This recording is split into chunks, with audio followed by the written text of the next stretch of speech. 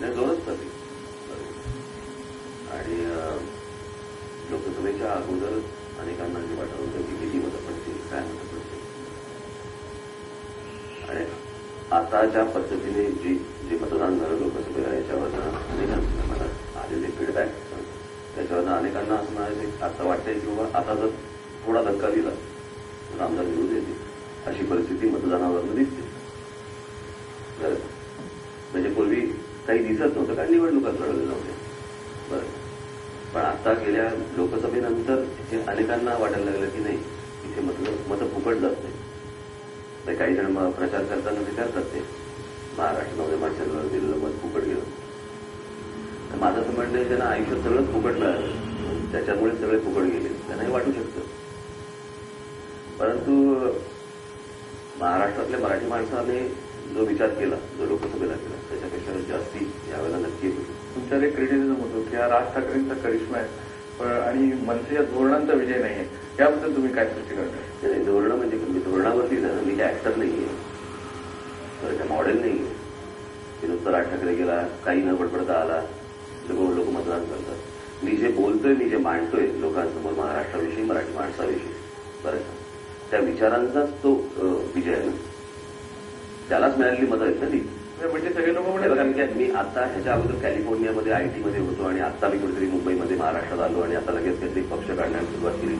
बरं हा काय बरं चला मतदान करू असं नाहीये. ते 20 वर्ष राजकारणात आहे त्याच्यामुळे नव्याने पाहिल्यासारखं काही नाहीये. हे मतदान हे त्या विचारांवरती झालेलं आहे. यावेळी प्रचाराचे मुद्दे कुठले असतात? 60 वर्ष बोलतात तेच नाही, अजूनही तेच मुद्दे आहेत.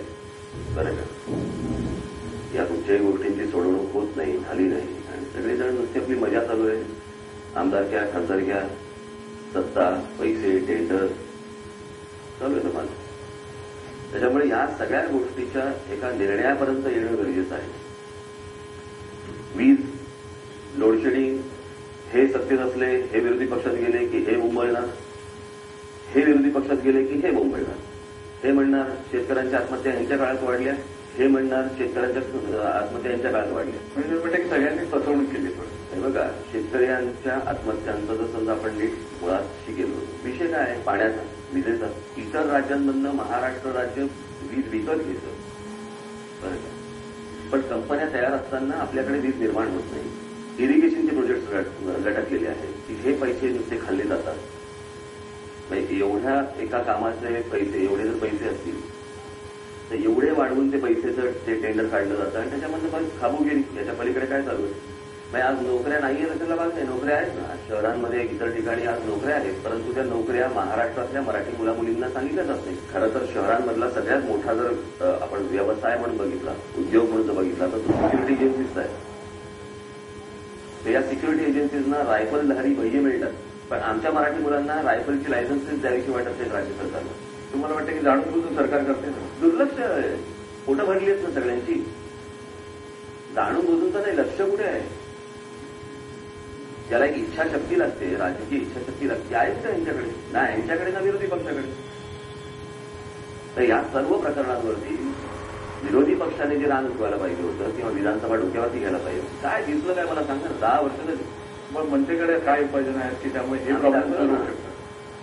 कसं आहे यांच्या डोक्यावरती बसल्याशिवाय हे सगळे उन्मत्त हत्ती आहेत सगळे बरं का.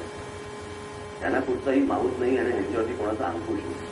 आत्ताच केलं होतं ना ते थिएटर्स आणि मॉलचे रेट कमी केले होते. 1-2 दिवसाची नोटीस दिल्यावरती स्टे दिला ना त्यांनी. जर मी हे बाहेर राहून करू शकतो तर आम्ही आज जाऊन नाही करू शकत. आणि हा फक्त एक विषय फक्त एका संधीचा. सगळ्यांना संध्या दिल्या तुम्ही संधी दिली सगळ्यांना सर्वांना संधी दिल्यानंतर एकदा बघा राज ठाकरे काय करत होते. थिएटर्स आणि मॉलबद्दल बोललात पण त्यावर शिवसेना पण स्वतःचा क्लेम करत होते की शिवसेना आम्ही आंदोलन. शेवटी लोकांना कळतं म्हणून मी किती जरी सांगितलं उद्या मी सांगेन की 1947चं स्वातंत्र्य हा माझ्यामुळे मिळालं. शेवटी लोकांना माहिती आहे ना. लोक म्हटले तुझा जन्म तरी झाला होता तेव्हा. बोलायला काय बोलता येईल आपल्याला काय. तुमच्या पक्षात एक सतत टीका होते. तुम्हाला पण माहिती आहे की मनसेला उभं करण्यामागे काँग्रेसचा हात. मूर्ख आहे ते. ही करताय कोण शिवसेना आणि ह्या शिवसेनेवरती हेच आरोप व्हायचे जेव्हा जनसंघ होता ज्याची आता भाजपा झाली किंवा कम्युनिस्ट होते समाजवादी होते हे शिवसेनेवर हीच टीका करायची काँग्रेसचं पिल्लू आहे अजूनही अनेक जुन्या लोकांना माहिती आहे की ते वसंत सेना म्हणायचे, हेच शिवसेनेवरती आरोप व्हायचे. कसं आहे, आपलं अपयश झाकायला कोणतरी लागतं ना.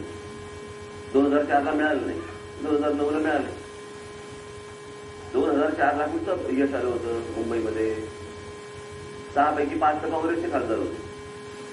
तेव्हा तर माझा पक्ष नव्हता ना.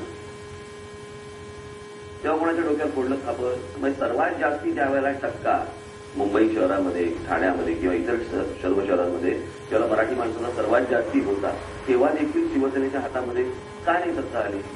मराठी माणसाला काही चॉईस आहे की नाही? की आपल्या मोठ्यात बांधलेली गाय आहे ती. आणि आत्ता हे जे सगळे मोम ठोकतायत ना, मराठी माणूस वगैरे ह्या सगळ्या गोष्टी, म्हणजे भाजपपासून सगळे जण, ह्यांचं मराठी माणसाबद्दलचं प्रेम नाहीये. महाराष्ट्रामध्ये माणसाला मिळालेल्या मराठी मतांबद्दलचं प्रेम आहे ते. पण तुमच्याबद्दल एक टीका होते की मनसेला मत म्हणजे काँग्रेसला मत. म्हणजे शिवसेनेला मत म्हणजे का मिलिंद नार्वेकरला मत का? किंवा शिवसेनेला मत म्हणजे मुंबईतल्या बिल्डरांना मत? महाराष्ट्रामध्ये माणसांच्या लोकांनी बलात्कार केला का? याच्यात महिलांची मतं कमी होतील म्हणून? त्या उद्देश कळत नाहीत का मला?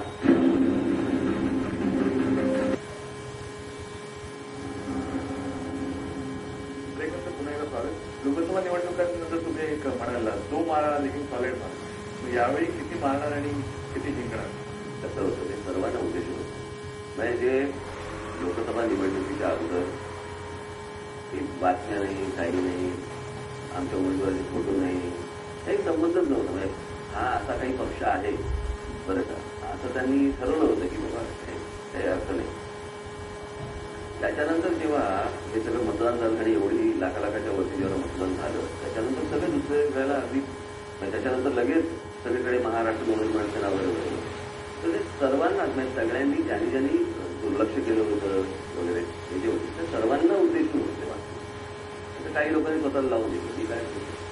मग यावेळी काय परिस्थिती फरक पडेल? मला वाटतं की जागा पण मिळतील. कारण गेल्या वेळी म्हणजे सगळ्यांनी ओळखलं, कारण त्यांच्याकडून पुढे गणित अपसेट झाले बरेच. नाही, कसली गणित अपसेट? कोणाची? कसली गणित?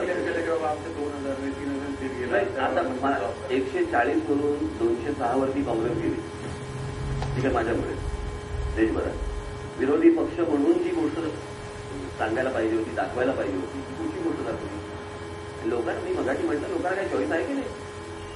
कॅल्क्युलेशनमध्ये जेव्हा लोकसभेच्या निवडणुकांनंतर ते मनसे आणि शिवसेनेची मतं मिळाली, तेव्हा या कॅन्डिडेटकडे जास्त. एक मिनिट, तुम्हाला काय वाटलं समजा माझा पक्ष नसता तर ती काय सगळीच्या सगळी शिवसेनेला मतं पडली असती? काय केली म्हणून? मला असं वाटतं स्वतःचं अपयश या कोणावरती जे खापर फोडण्यापेक्षा स्वतःच्या घरामध्ये लक्ष देणं गरजेचं आहे ना. पक्ष सोडून लोक काही जातात. अहो, प्रत्येक पक्षात जातात. भाजपमध्ये अजून चालले असतो तुम्हाला, त्याचं काय करायचं? एखादा पक्ष ज्यावेळेला घडत असतो, मोठा होत असतो, त्यावेळेला तो सगळा असा ढवळून निघत असतो. वेगवेगळ्या विचारांनी, वेगवेगळ्या अपेक्षांनी अशी आलेली लोक असतात. त्यांच्या मताप्रमाणे झालं जातात. जा आहेत कोण? यांना चेहरा यायच्या अगोदरच चालले. पण तुम्ही जेव्हा शिवसेना सोडली तेव्हा पर्टिक्युलर एक टीका केली की माझ्या विठ्ठलापाशी बडव्यांची बडवे सत्तेच्या गोष्टी असतात. माझ्याकडे सत्ता नाही गोष्टी.